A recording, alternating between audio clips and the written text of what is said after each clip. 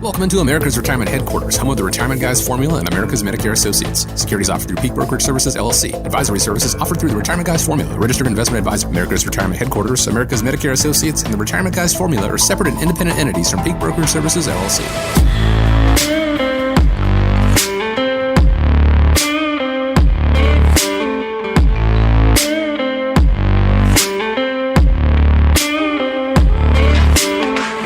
I want to thank you so much for joining us today and welcome you into America's Retirement Headquarters, home of the Retirement Guys Formula and America's Medicare Associates with Nolan Baker.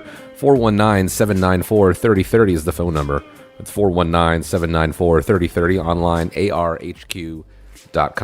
My name is Chris Vaughn. Today on the show, how does being a caregiver change your retirement plan, and which investment accounts should you withdraw from first? All this and more, but first, let me check in with the founder of America's Retirement Headquarters, Nolan Baker. Nolan, glad to be with you as always. How are you, sir? Yeah, doing great. It's always a great time to be here, and we're just kicking back off high school hockey season. So my son plays for Anthony Wayne, and another fun weekend of hockey. And so we started last weekend, and my son Carter was actually selected to be the captain of the high school hockey team. So wow. A proud dad moment, you know, and he's out there running drills and skills, as they say. And his old man, me, I play music for high school hockey. So, you know, whenever you come out to a game, if you hear the game songs during penalties or in between plays, that's me playing the music for Anthony Wayne. So loving hockey season. And when it gets cold here in Northwest Ohio, it's easy to find me. Just look in one of our local rinks. It's a great time of year, and I know it's something that you love. You've been doing for years. We appreciate you taking time beyond that, taking time away from the hockey rink, but beyond your busy schedule to spend with the listeners here to impart a little bit of knowledge and insight. So let's go ahead and get started with this. The Biden administration is proposing a new rule that it says will raise the bar for financial professionals who give investment advice to savers in 401ks and IRAs. It would close loopholes in the current law that allow advisors to recommend investments that aren't really in a client's best interest, but may pay a higher commission, more of a suitability thing versus a fiduciary standard. Don't you already practice this higher standard with your clients? We do. I mean, we act as fiduciaries for our clients and, you know, give them advice on what we believe to be in their best interest. And, you know, I would also have to say that I think that the overwhelming majority of people in the financial services business do the same thing. You know, they're out to build a business that is about taking care of their clients and helping their clients make smart financial decisions. You know, when we look at this, the rule, it targets financial advice really in three areas. So what it's talking about is just talking about rollovers from 401k plans to IRAs and into what's called non-securities products. So things like annuities or commodities like gold, which are generally, you know, not regulated by the Securities and Exchange Commission.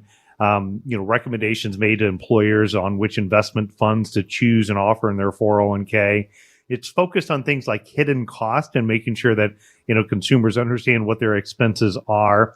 And I think, you know, all of these things are designed to help make sure an advisor is very transparent when they're choosing to, you know, work with their clients. And I think at the same time, you know, you as a listener, if you work with a financial advisor today and or you're considering working with a financial advisor, you know, what I've done is I've put together a report. And in this report, what it does is it details the 13 things you should know before choosing an investment professional.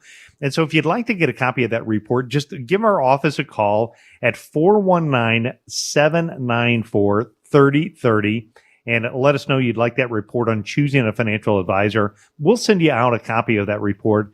In addition to that, if you want to go over to our website, arhq.com, you can contact us from the website. Also shoot us an email and take a look at that. But I think on the other hand, you know, there's always a couple of those bad apples, if you will. I mean, you see that in any industry that's out there. Mm-hmm.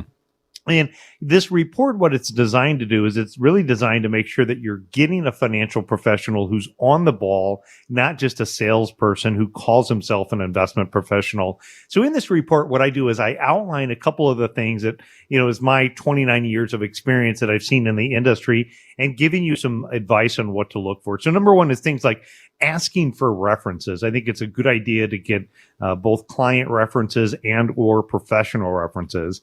in today's age of the internet and Google, go online and Google the business name. Google America's Retirement Headquarters as an example. Look at what the Google reviews are. Look at what the feedback is. What information are you finding out about the firm on the internet? And make sure that when you get those references, you call those references. Ask them about their experience. How good is their communication plan? What do they like best about that firm? What are the things that they wish they, could do differently? Next, you want to find out about, how they get paid. There's different ways that people can get paid in the industry. As an example, Scott, when he's working with clients and he's helping them set up a Medicare Advantage or a supplemental plan, one thing he says is you'll never receive a bill from me because he does everything and he gets compensated directly from the insurance companies that he works with. On the other hand, sometimes when we develop a consulting services plan for a client, we might end up charging a flat fee for our services and do consulting work and building out a financial plan and putting these things together. But you need to understand, what those fees and expenses are. Nobody works for free. We don't either. If they're not charging a fee, you need to understand how they're making money and where that money comes from. But you want to talk about, how are they making sure that they're giving you advice that is in your best interest? So, what is the process that they're going through to analyze your situation? How are they arriving at their recommendations? If they can provide financial products as well as financial planning advice, look at them and make sure that you understand that that's a potential conflict of interest. In our industry, as a licensed investment advisor, we also provide our clients with what is called our ADV disclosure brochure. And, so in that disclosure, you can find out different types of conflicts that are out there. It's important to read an investment advisor's brochure and understand the different conflicts that are out there. Again, not to say that you can't work with an advisor who has a conflict, but you need to just, again, understand and become educated about what those conflicts are. You need to talk about whether it's a problem if you implement those ideas by yourself or online. We have a lot of people that will come into our office and they'll want to work with us and have us take care of everything. They consider that to be kind of a one-stop shop to get everything taken care of.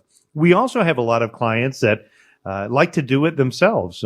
Maybe they want a second opinion, or, maybe they're confident in their investment approach, but they need help on the asset protection. These are areas where we can step in, and it's not an area where all the financial products have to go right through our firm.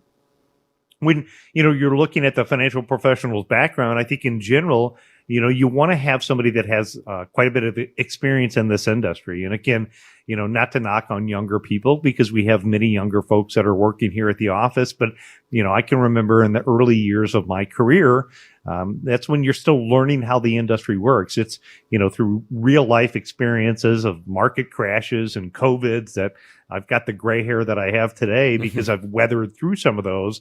And I think your own life's experiences help you become, better in guiding things through there. So understanding, what their experience is, what their background is, asking them how they're keeping up with the changing investment world that's out there today. What are the licenses that they're working on? What are the continuing educations, and all of these things, again, they're detailed in our report that talks about what to look for when choosing a financial professional. So you may be working with a financial advisor today and you're wondering, does this advisor have my interest in heart, or is it time for a second opinion?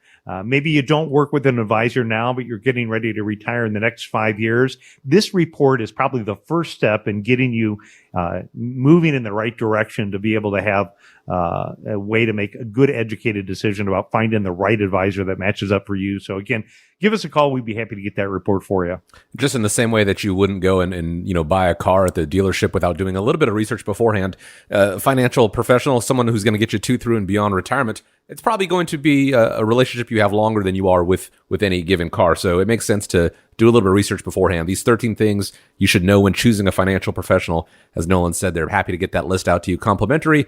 And then, of course, having that discussion with the team at America's Retirement Headquarters and figure out if that is the right fit for you. 419-794-3030 is the phone number. That's 419-794-3030. You can also go to the website as well, arhq.com. Inflation is something that we've been talking about for a good while now, and we often talk about increasing income in retirement to account for inflation. Ron Barron of Barron's Magazine looks to the stock market for that growth. Everything doubles in price every 14 or 15 years. And the way you can hedge against that is you can invest in the market, which goes up about 10% a year. So the way I think about it is the investments that I have are investments for the long term in businesses where I think we're going to double our money. Instead of 10 years, we're going to try to double our money every 5 years. But I have to say, Nolan, trying to double your money every 5 years sounds like that would come with a lot of risk. Are there other solutions when it comes to keeping up with inflation? Yeah, there really are. That's a pretty interesting comment that Ron Barron makes there. Really to double your money every 5 years, you need to make a 14.4% rate of return.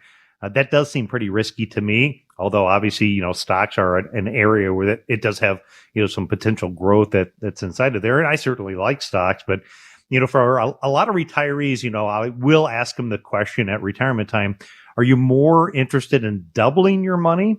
Or are you more interested in not having your money cut in half? Mm-hmm. Because when you take those higher risks, that's sometimes the things that happen. But, inflation is certainly a topic that is biting into a lot of investors today. I mean, whether it's a younger investor, middle age, or a retiree, inflation, seems to be the real deal. If we look at the numbers, though, inflation is starting to get a little bit better. So you don't want to dramatically change your overall investment philosophy because inflation seems to be really high. So when we look at the annual inflation rate, the U.S. recently reported for the month of September, it was 3.7%. And that's according to the U.S. Labor Department. So where we see some of the biggest increases is dining out, that's up 6% year over year. Transportation cost up 9.1% year over year. And shelter cost up 7.2%. So I know those are the bigger areas, and some people that are listening to the show would say, Nolan, inflation is absolutely a big bite into my pocket, and I would agree, especially when you're looking at dining out, transportation, and shelter. For the other areas, let's just say that when you add it all together, that the inflation rate is currently 3.7%. Here's what you want to do, and not dramatically change your overall investment strategy. What you want to do is you make sure that your investment dollars are working as hard as possible. In fact, if you're a retiree and you're not going to get up and go to work tomorrow, you need to make sure that your money is going to work every single day. So you want to look at the income that's produced, and you want to make sure that if you need income in retirement time, you're picking investments that are generating, more than 3.7% and or have the opportunity to generate more than 3.7%, or you could be going backwards. So here's some ideas on how to keep up with the higher inflation. First and foremost, if you look at high yield money market funds that are out there, there's a lot of different great investment companies that are very well known that offer high interest money market funds. And these high interest money market funds are now paying over 5%, here in November as I do the recording in 2023. So that would be a great idea if you have any lazy assets that are not earning greater than 5%. Look at some of the high yield money funds that are out there. The next is consider FDIC insured bank CDs. These are ones that are backed by the full faith and pledge of the United States government. Most bank CDs, if you look in that 1 to 3 year time frame, you can get 5.5 to 5.7% interest. Again, higher than what the inflation rate is right now. Fixed annuities are what the insurance companies of America offer as an alternative to other traditional fixed investments. And with a fixed annuity, you can purchase a time frame from anywhere from, say, 1 to 10 years, and you can lock in interest that's 5%, ranging all the way to 6%, again, dependent upon the time frame of when you lock in those type of investments. Bonus annuities, these insurance companies are offering bonuses to people who set up an account for them. And I have seen bonuses in the insurance company be some of the highest that I've seen probably in the last 20 years. So since my kids have been born. So if you need a big jump start right away on your contract, a bonus index annuity can be a solution to help you fight off inflation if it's eating away at your dollars right now. Treasury inflation protected securities, still one of the biggest watched video on our YouTube channel with now over 4,000 views, is how to set up an account with the U.S. Treasury Department, walking through the interest rate that you can get on government-backed I bonds. You could have Number 6, stocks, as Mr. Barron talked about. But in this case, I would say, maybe even considering dividend paying stocks. So stocks that generate consistent income, because as we know, stocks may double in the next 5 years, but they may also go down in the next 5 years. But if you need income and dividend paying stocks tend to be more consistent than what the stock price is. There's also things that are called real estate investment trust. And, when you look at real estate investment trust, you have both public and private REITs that are out there. You've got to watch out, I'd say, in some of these companies that have large amounts of debt because of a refinance issue with interest rates being higher. Some of these REIT companies might own a lot of debt and it's locked into lower rates, but that rate may reset in a year or two from now. And that could be a challenge for some of these real estate companies that have high debt, but it could be an income option for somebody in retirement. Commodities, it's a popular topic, when people are worried about the U.S. dollar, to talk about gold and silver and or energy investments.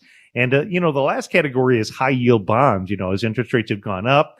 If and when interest rates stop going up and at some point interest rates level off, bonds could become a little bit more attractive. So, again, the solution here is, if you're worried about inflation eroding your purchasing power, it's important to make sure every dollar that you have is working. And our independent portfolio analysis can help you determine, which investments that you may want to look at some alternatives to try to drive up some of the income and try to work towards getting a pay increase. And again, we'd be happy to do that. If you just reach out to us, we give you an independent portfolio analysis looking for ways to how to increase your income that can keep up with inflation. Because here's the truth of the matter, even aside from these high inflationary times that we've been in for the past couple of years, inflation is always going to be a factor. The buying power of your dollar over the course of a 20, 30-year retirement is going to diminish. So you do need growth in your portfolio, even in retirement, and making sure that, you have your money growing, perhaps aside from the market, using any of these strategies. It all starts with having that independent portfolio analysis run, figure out what's going to work best for you. Just give a call, 419-794-3030, and ask for that independent portfolio analysis when you reach out, 419-794-3030, or go to the website, arhq.com. Jesus Trejo is a fast-rising name in the comedy scene, having appeared on all the late-night TV shows, but aside from stand-up at 36, Trejo also has another job. He is a caregiver for his parents, who are in their 70s.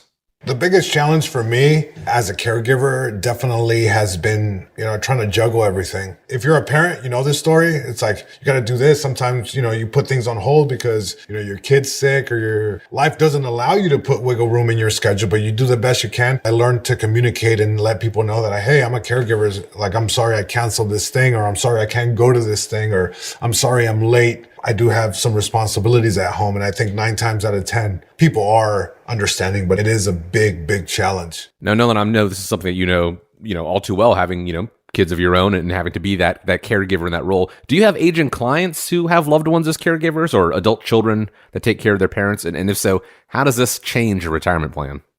It really can change the retirement plan quite a bit. I guess, my own personal experience, I would say, I think of my grandfather, and I would use the word, he's a man's man, so I think of grandpa, and he was, born and raised and did all the right things. And my grandmother had a stroke, and he was the primary caregiver, all the way up until, they both passed away.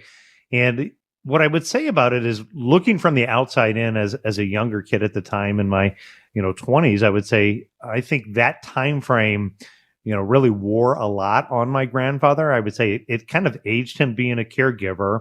And, if we flash forward, to me being in the business 29 years later, and dealing and working with a lot of clients who are the adult caregiver, one thing I would say is things are a little bit different today. And then if we flash forward and we think about the future, I also think about, what are the steps that we as caregivers can learn about, how being a caregiver can change my retirement plans. So a big takeaway, I think, from this segment is that being a caregiver, the importance of planning ahead. The adult children really need to make sure that they have a plan in place now. A strain as a caregiver is going to limit your ability to contribute to your retirement savings account. It could force you to dip into your existing savings. if their kids are in their 40s or 50s, like, I am, the challenge is I get up and I go to work every day. I have a career, and it would be an interruption, although obviously I could do that, but it would, again, financially impact my family, so we're very, two working adult families today. And those career interruptions can, have an impact. It can have an impact not only on the number of working hours that you can have, it can have a strain on your working relationship with your employer. And at the end of the day, it could also have a strain on, what you could be entitled to down the road for Social Security benefits, because if you are a caregiver for several years, that could lead to lower Social Security benefits. When you look at this, it ultimately could result in you having to postpone your retirement due to some of those financial constraints that we had talked about earlier on. So when you look at long-term care planning, it becomes even that much more important. We had an event earlier this year where we hosted a free community movie night, and we had 140 people that came out and showed the movie Top Gun. And I remember, meeting this gentleman at the event, and he had shared with me that his dad was in a nursing home, and I had asked him about, what is being done right now to protect dad's assets from a nursing home spin down. And his answer to me was, nothing. Every month we just write out these $10,000 checks and we pay the bill. Well, then, what I did is I made an introduction to an elder care attorney in town, because even in a crisis situation, there's still legal strategies that are available to help people protect their assets. So they don't have to have their whole life savings wiped out. But at the end of the day, the government wants you to continue, and the nursing home wants you to continue to write those checks, for $10,000 until you're financially exhausted. But knowing that as the adult caregiver, you're typically in what's called a non-crisis situation. So in a non-crisis situation, there is a good need for, looking at what are the steps that you can take. So as you get older, how are you going to protect your assets, from a long-term care spend down? That could be things like looking at long-term care insurance. That could be things like looking at adding annuities with long-term care riders onto them. That could be looking at things like life insurance with, accelerated benefits while you're alive. That could be looking at other ways to leverage your existing assets and or, set aside a chunk of money. But when you're in non-crisis mode, and again, as you're an adult caregiver, there's going to be a lot more choices that are going to be available to you versus waiting till down the road. Like, again, in the situation where the caregiver came up and told me about his dad who was already in the nursing home, that becomes a crisis mode. If we think about, Social Security and pension implications, I talked about it before, but it can impact things like what you're doing. If you're caring for a spouse, the spousal benefits could be impacted. You might want to consider different strategies based upon what you think spousal benefits will be for Social Security. If you have a pension, it could impact the decisions of, what you're going to do for a pension option, whether it's single life, whether it's period certain.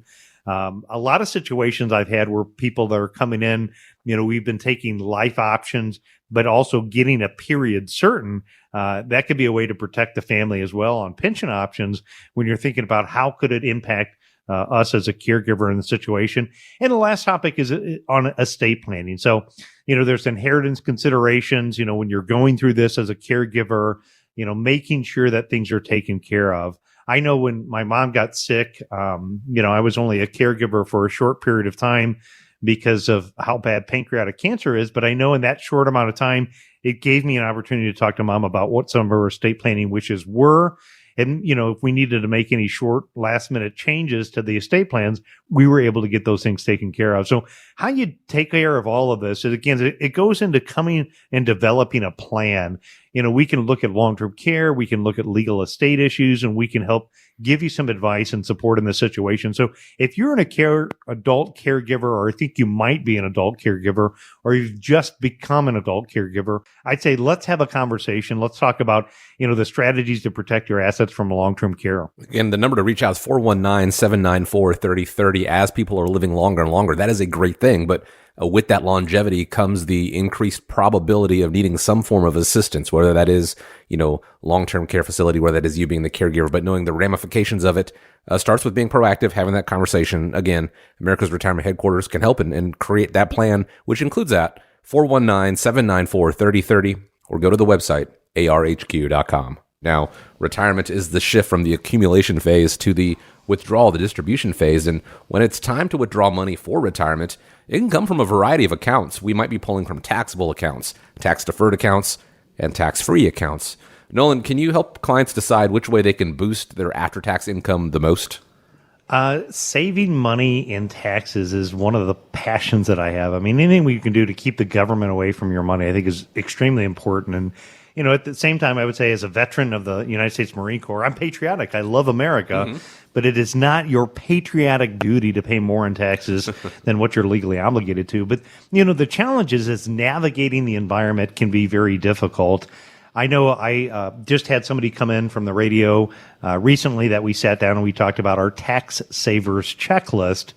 And when we went through that, you know, what we had found is that he had probably a good CPA. And, you know, I'd also clarify in the fact that I'm not a CPA, I'm not an accountant. You should always seek the advice of your CPA or accountant before you make, you know, important tax decisions. But, you know, the conversation with him was a typical conversation. And that is, you know, once a year I get together with my accountant and they record history. You know, they fill out my filing of my federal and state tax returns, submit that information, and, you know, he sticks and puts it away until the following year. This individual happened to be a business owner. And so, you know, in a business owner situation, it becomes even more complex, especially when you have things like, you know, a limited liability corporation and, you know, how tax planning works. And what I explained to him is, you know, this is the time of year that you should be taking a look at, you know, what your withdrawal strategies are for not only this year, but also looking at next year.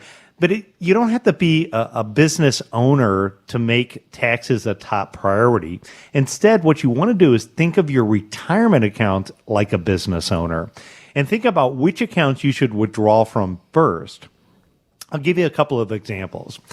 I also met somebody earlier this year. We'll call him Mike. And when Mike came into the office, Mike was pretty excited to talk about the fact that he has not paid taxes since he retired.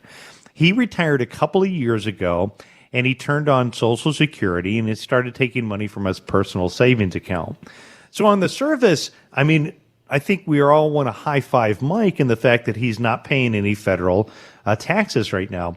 The challenge is what Mike didn't realize is that when you look at the amount that he gets in standard deductions between him and his wife, he actually missed out on several years that he could have pulled money out of his tax-deferred retirement account, and or he could have done a Roth conversion and paid either zero or very little in taxes, and by taking the money out. And what he did is he basically compounded his tax problem by spending down his taxable accounts, leaving the money in the tax-deferred category, not taking advantage of what the strategies are today, creates a bigger tax problem in the future.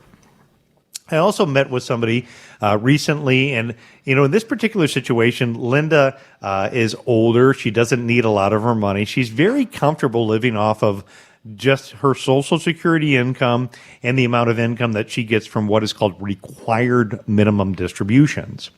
Again, in her situation, when we did the tax analysis and we took a look at it, what we had found is that Linda has the ability where she could actually take more money out of her retirement account and or convert it to a Roth IRA and still pay zero to little taxes.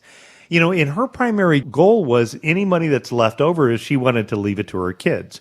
Well, leaving that money in her traditional tax-deferred retirement account is not the most effective way to pass wealth on from non-spousal beneficiaries, in this case, her children. A Roth IRA could be much more tax favorable. A life insurance is a much more tax favorable. Even after-tax money is much more tax favorable. So by Linda, she just didn't realize that she had the ability to take more money out.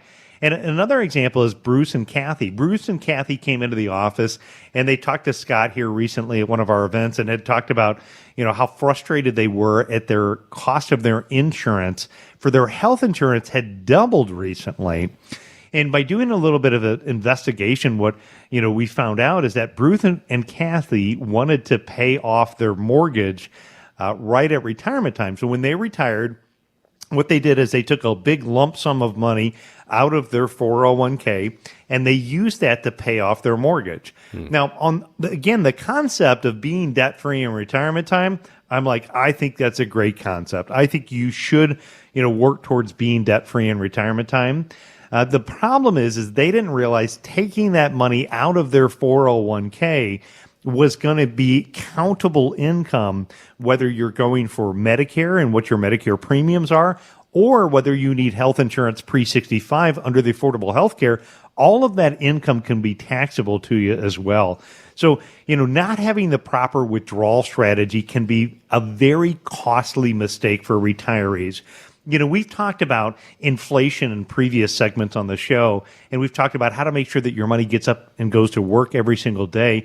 It's not only so important to make sure that you're making every dollar work as hard as possible, but when you're looking at retirement accounts, you also want to look at how do you minimize other people like the government and taxes taking a chomp out of your money.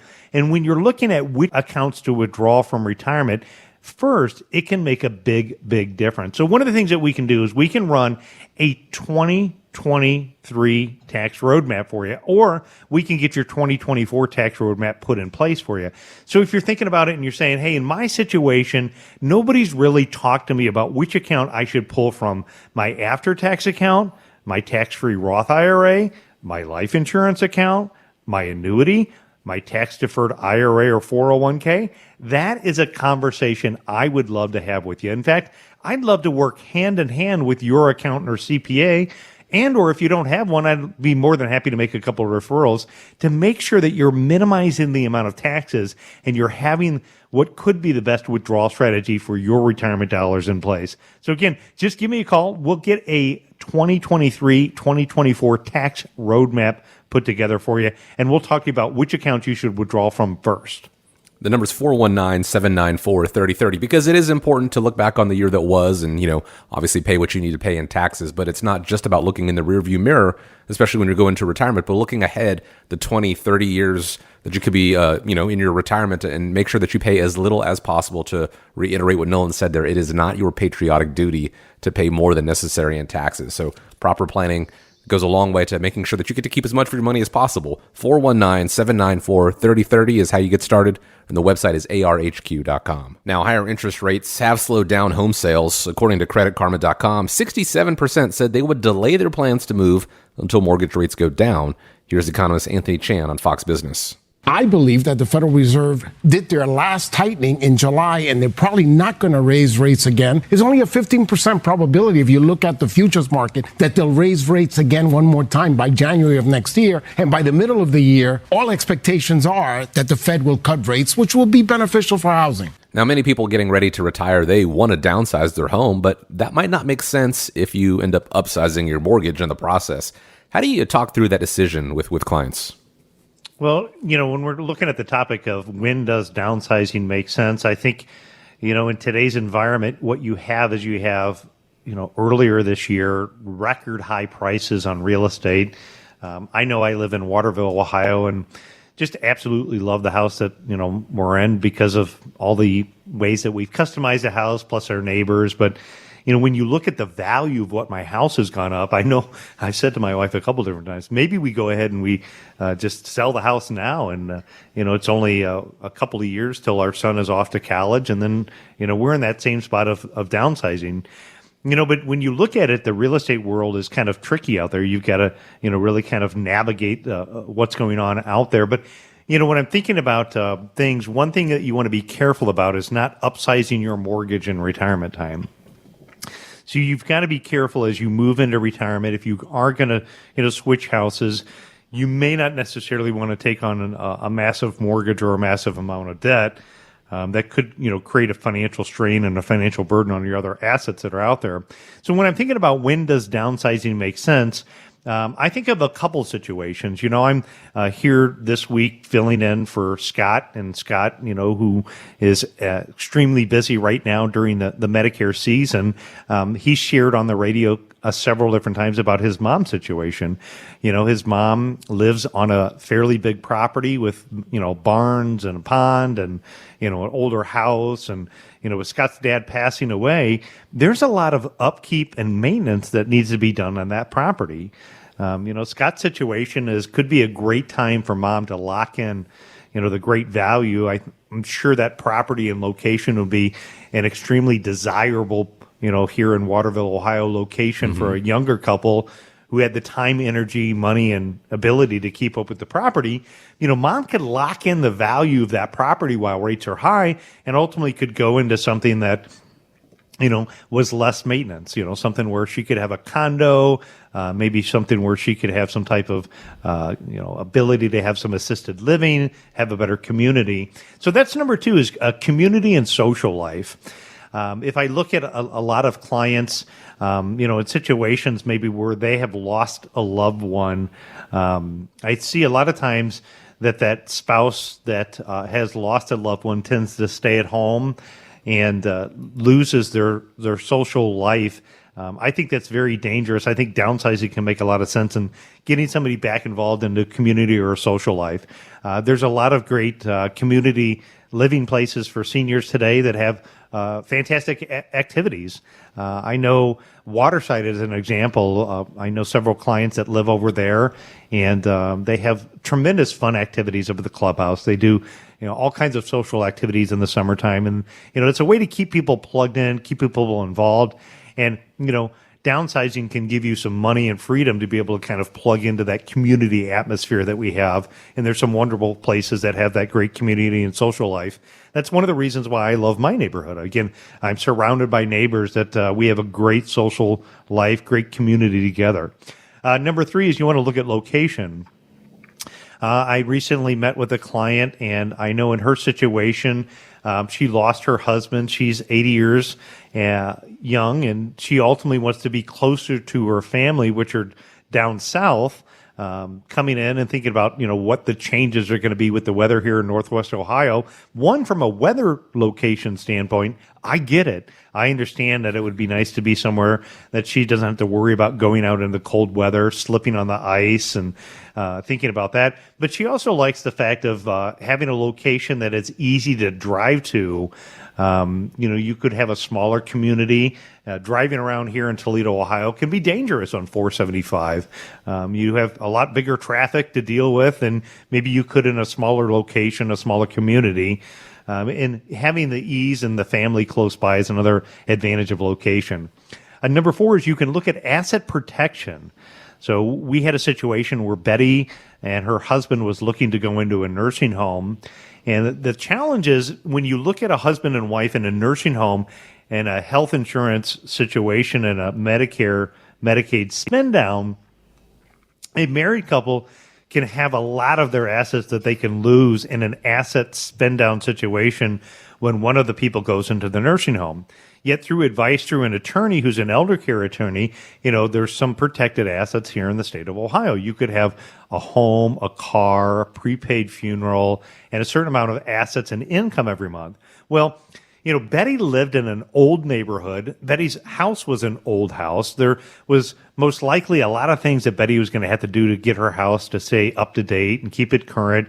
You're thinking new furnace, new AC, new roof, other home repairs. Those could be costly things that were going to come up in the future. But because of the fact that a home is a protected asset for a married couple, we were able to talk to Betty about going out and getting a new home. And that new home had all the great amenities where she's not going to have to worry about the roof and the AC and, all those potential repairs that she could have had to make in her old house. And in this case, by taking and shifting money over into the new house, she was able to take money from the countable category to the uncountable in a Medicare nursing home asset protection plan as well. Number 5, accessibility. I have a lot of clients that I talk to that, maybe have their bedroom on the second floor, and, seniors and retirees maybe want to move to a place where they don't have to go up to the second floor, or if the laundry's in the basement, they don't want to have to go up and down the basement stairs. And number 6 is locking in gains. So I know some clients that recently talked to Dick and Sue. They had built up some significant equity in their house over the years. They sold their house and they were able to move over to a condo.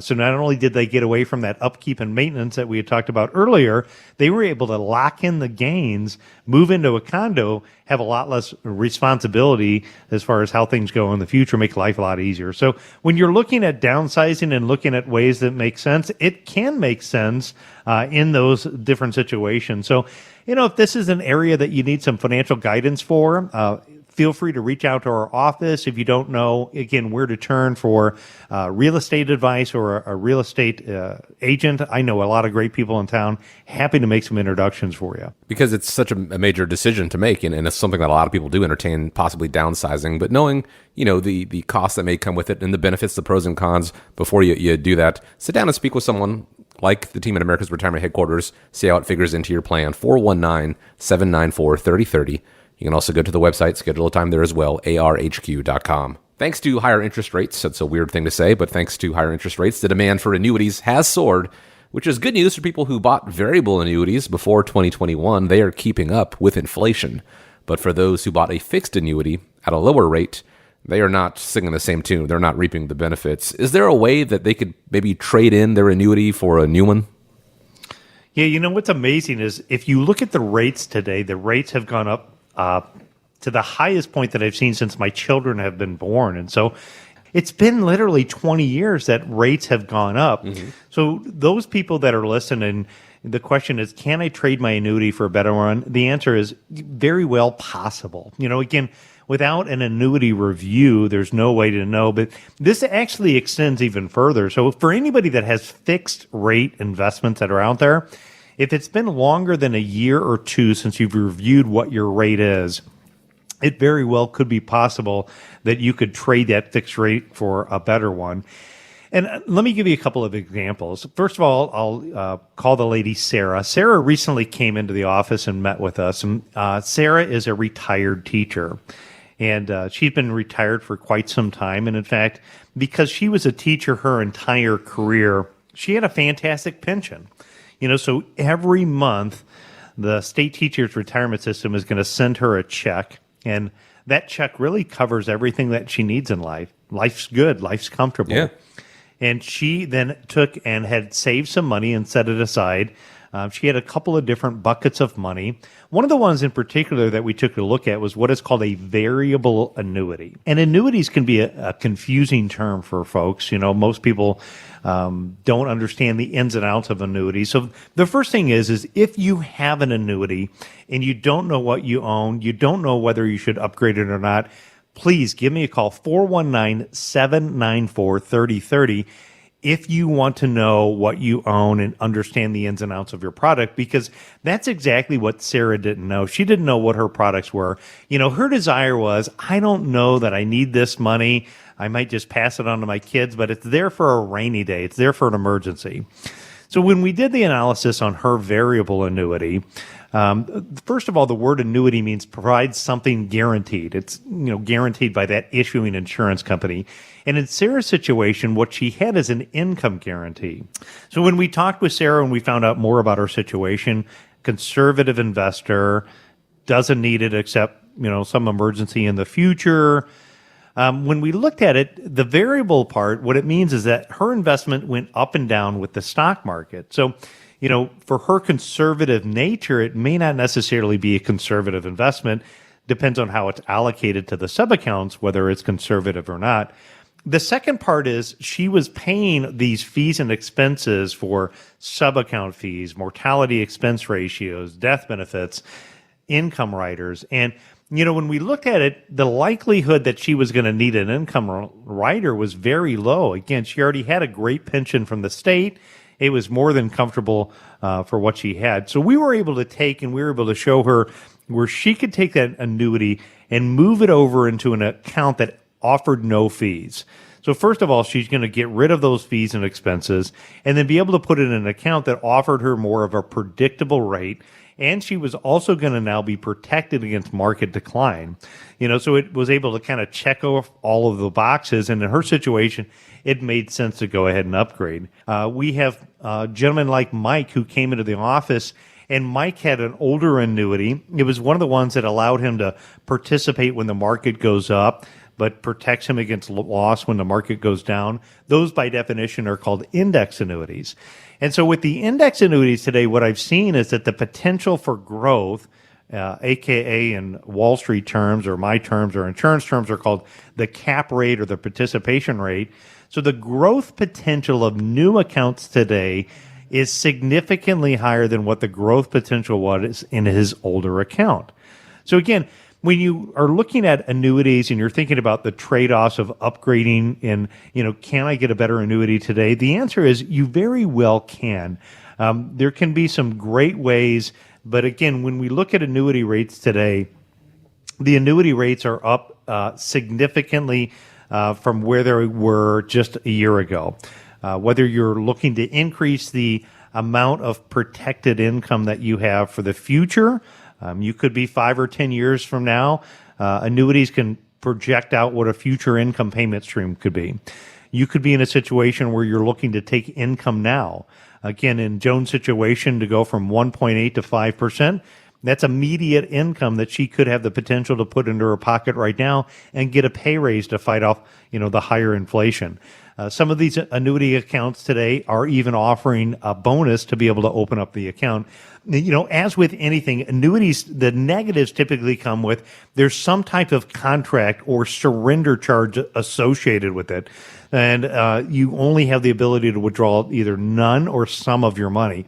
So you've got to understand the pros and cons of anything before you change, and make sure that somebody walks you through the details of what the contract is involved. But there's a lot of positives that are out there when you're looking at, can I trade my annuity for a better one? But again, working with somebody that can help guide you through the negatives so you understand the pros and cons and can make a smart, educated decision. But the bottom line is, if you purchased annuity and it's more than a couple of years old, it could be a great time to look at refinancing and or upgrading that one to a better one in today's high interest rate environment. But it's not to say that it's something that everyone should do, but worth taking a look at, having that annuity x-ray done, kind of digging into it, especially if you don't know, what you signed up for initially. We spoke previously about people that are fiduciaries versus people that are just kind of acting at a suitability standard, perhaps, and not to cast, dispersions at anybody. Perhaps that was the case when you signed that contract where they were just trying to get you into something that may not necessarily have worked in your best interest. It's a great time to take a look right now, whether you know what you have or you just want to see if you can upgrade it, and the possibilities of upgrading for a better one, again, taking advantage of these high interest rates. It all starts with that phone call to America's Retirement Headquarters, 419-794-3030. Once again, 419-794-3030. You can also go online to the website and find out more about the team at America's Retirement Headquarters, arhq.com. I want to thank you, as we always do, for joining us here on the show, spending part of your day with us. Hope you have a great week ahead of you. Nolan, as always, grateful for the time. Thank you so much. And as we wrap up, I want to leave you with the final word. Yeah, heading into the holidays, Thanksgiving coming up. I just want to tell everybody I'm so thankful for you listening. For those of you that are first-time listeners, or all of you that have been listeners for the past 20 years that we've been on the show, I hope you have a great time Thanksgiving and this holiday season as well. And just know that we're a phone call away. We're right here to help. So when you think retirement, think America's Retirement Headquarters. It's home of the Retirement Guys Formula and America's Medicare Associates. Folks, I'll see you back here, same time, same channel, right here on Toledo's largest talk station, 1370 WSPD. Look forward to talking to you soon, and have a great holiday season.